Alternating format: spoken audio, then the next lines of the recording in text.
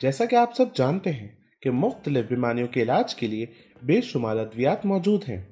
हर दवा के कुछ मुस्बित असरात होते हैं जिन्हें हम थेरेप्यूटिक इफेक्ट कहते हैं, जिसके लिए हम वो दवा इस्तेमाल करते हैं। मगर साथ ही हर दवा के कुछ न कुछ मनफी असरात भी होते हैं जिन्हें हम साइड इफेक्ट्स कहते हैं। आज हम आपको एंटीबायोटिक्स के बारे में बताएंगे, वो किस तरह काम करती हैं, उनको कब इस्तेमाल किया जाता है और साथ ही उनके क्या साइड इफेक्ट्स होते हैं। मगर याद रहे, किसी भी दवा के इस्तेमाल से पहले डॉक्टर से रुजू जरूर करें।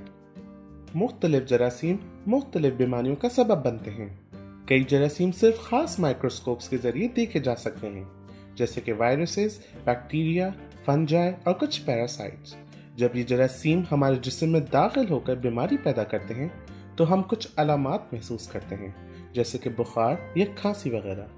कुछ दवाएं अलामात में कमी के लिए इस्तेमाल की जाती हैं, मगर जब तक बीमारी का सबब बनने वाले जरासीम का मुकम्मल खात्मा ना किया जाए तो मरीज मुकम्मल तौर पर सेहतयाब नहीं होता।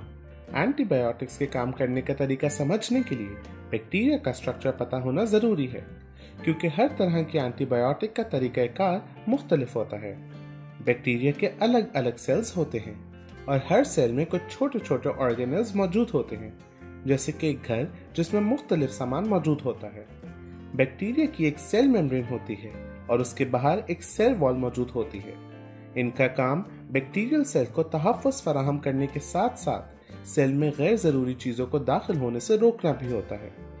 सेल के बीच में डीएनए के स्ट्रैंड्स भी मौजूद होते हैं, जिनसे न सिर्फ बैक्टीरिया की नशोनुमा का सामान बनता है बल्कि नए बैक्टीरियल सेल्स भी बनते हैं। इसके अलावा बैक्टीरियल सेल्स में मौजूद राइबोसोम्स वो प्रोटीन्स बनाते हैं जिनसे बाकी बैक्टीरियल सेल बनता है। मुख्तलिफ अक़साम के एंटीबायोटिक्स बैक्टीरियल सेल के मुख्तलिफ हिस्से के खिलाफ काम करती हैं। Beta lactam antibiotics bacterial cell को बनने से रोकती हैं। सेल वॉल ना होने की वजह से बैक्टीरियल सेल में पानी दाखिल हो जाता है, जिससे सेल फूलकर फट जाता है। बीटा लैक्टम एंटीबायोटिक्स में पेनिसिलिन और एमॉक्सिसिलिन शामिल हैं। एंटीबायोटिक्स की एक और किस्म फ्लोरोक्विनोलोन्स हैं। फ्लोरोक्विनोलोन्स बैक्टीरिया के डीएनए को बनने से रोकती हैं, जिसके सबब बैक्टीरिया की नशोनुमा के लिए जरूरी सामान नहीं बन पाता। इसके अलावा एंटीबायोटिक्स की दूसरी किस्म मैक्रोलाइड्स और अमाइनोग्लाइकोसाइड्स राइबोसोम्स की कारकर्दगी पर असरअंदाज होते हैं, जिसके नतीजे में बैक्टीरिया के प्रोटीन्स नहीं बनते।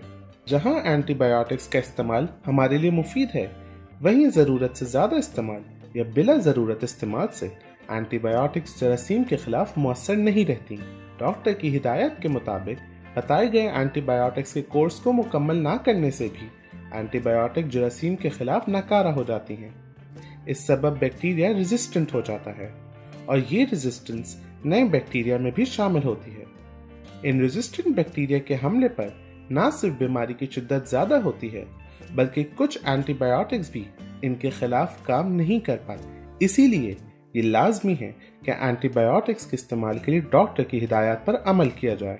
एंटीबायोटिक्स के इस्तेमाल से कुछ साइड इफेक्ट्स भी मुमकिन हैं, जैसे कि रैश, मतली, डायरिया, खांसी और सांस लेने में दुश्वारी।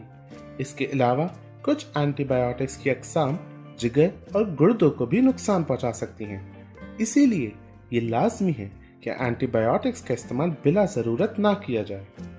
इस सब से मुताल्लिक़ कोई सवाल हो तो कमेंट करके हमें आगाह करें। मज़ीद जानने के लिए हमारी वीडियोस देखते रहें।